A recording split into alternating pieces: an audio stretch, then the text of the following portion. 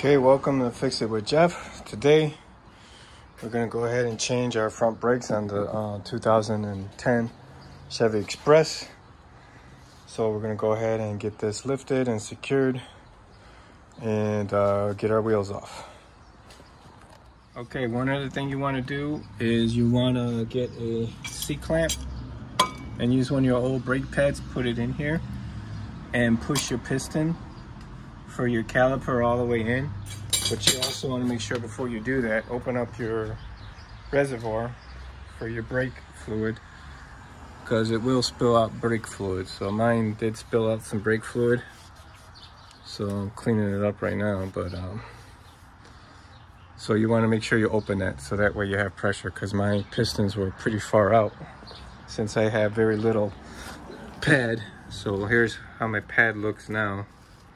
That's one of the pads. This is the other pad. This one's not so bad. And keep in mind, I don't know if you saw my previous video about the inspection I did, but these have been on here since I bought the vehicle at 35,000 miles. Now the vehicle has, I think, 180,000. So that's how long these brakes been on there. But here are the new pads. You see how much thicker they are. So yeah, we were getting down and dirty on these pads. This pad right here is a little damaged on the corner. Then now we're going to go ahead and get our caliper bracket off. We took our caliper off, but now we're going to get the bracket off so we could take the rotors off. Okay, so I was able to get the caliper brackets loose. Now what you want to make sure is don't take them out all the way till you have them both loose. Because what will happen is if you take one out, you try to loosen the other, just the whole caliper bracket starts moving. So you're not going to get the other bolt loose if you have both of them out. So I put this one back in a little bit, and now I was able to get the upper one loose. So we'll go ahead and complete taking this off, and then we'll clean it up. We got new clips that we're going to put on. So we got new clips we're going to put on to replace those clips, and we'll go from there. Okay, so we have our caliper bracket off. Now what we got to do is we got to get our rotor off. I'm seeing right now that it's, it's not loose, so we'll have to play around with it, get it loose.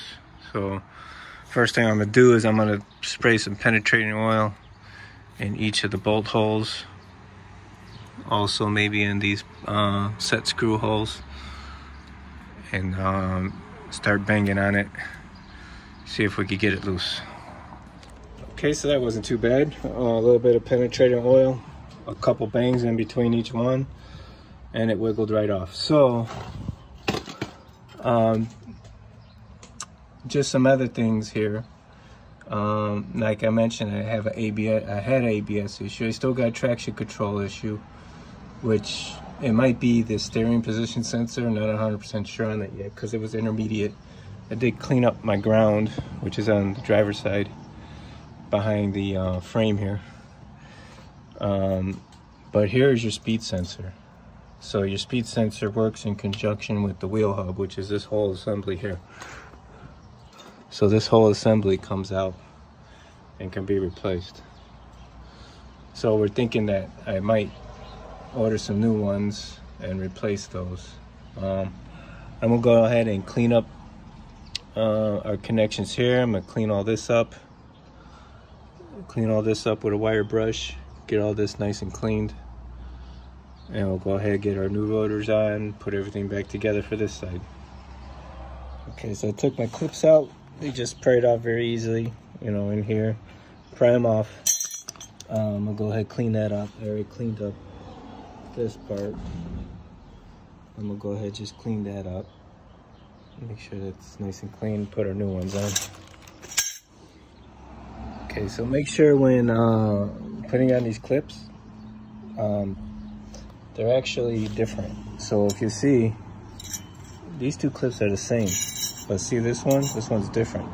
It's wider on this side. That's because of the way the bracket's designed. So it needs a wider on one side versus one on the other side. So yeah, so this one I already put on this one, so that's for the other side. This one, I put one new one on already. So now I'm gonna put this one on, this side. Okay, so we cleaned everything up. We're gonna go ahead and put our new rotor on.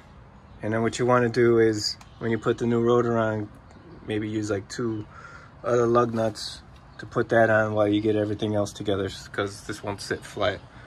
So yeah, just make sure you do that. So we'll go ahead and get the new rotor on and get everything buttoned back together. Okay, so we want to get our bracket on. We got our bracket on. We're going to torque these bolts to 80. Then when we put on the caliper bracket, we'll go really light on that. It says like 35 to 38 foot-pounds. We'll do 50 on those, and we're going to do 80 on this. So we'll go ahead and tighten that down. I put all the lug nuts on because I was hearing a knocking noise, and that was just because the rotor was moving around. I wanted to make sure it sounded okay. Now I do hear that wheel hub. I don't know if I'm supposed to hear anything like that. We're gonna do the other side because I think the wheel hubs are bad. But we're not gonna change those at this moment. I know we'll have to come back and change them, but we're not going to do it at this moment. So let me go ahead and torque down our caliper bracket, and then we're going to go ahead and put our pads in.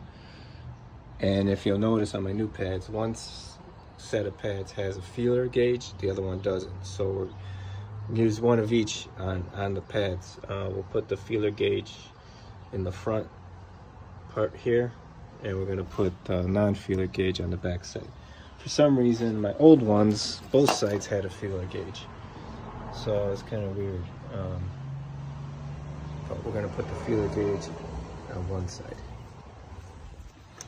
Okay, so now we're on the driver's side here. I think this wheel hub might be bad. Now, you know, hearing it. The other one, I didn't hear anything when I turned it. So we'll come back to this and change out this wheel hub. But like, as I mentioned, you have the speed sensor. So what I would do in this situation is get that speed sensor out, clean everything up, take the wheel hub off, which is 3 bolts on the back side. Or is it 4? No, I think it might be 4 bolts. Yeah, it's 4 bolts on the back side here. Yeah, 4 bolts. 1, 2, 3, 4 on the back side. And then that wheel hub comes out. I wonder maybe I should take it out. No, I don't want to mess with it. But I mean, I think the bearing is fine because it's not moving around. It's just making a noise because there's a lot of gunk in there. So I'm wondering if I take it out and tighten it up or clean it up, and it won't have all that gunk in it. Well, we'll see if we're still having trouble with the ABS, because this might be triggering it since there's all that gunk in there. And if so, we'll just take it apart, clean it, see if that fixes it. Okay, so we're done with our job. We take it for a test drive. Everything seems to be okay. So yeah, just make sure you torque everything down to spec. The wheels, like the wheel lug nuts, I torqued those down to 150. But other than that, make sure you like, comment, and subscribe. Until next time, fix it with Jeff.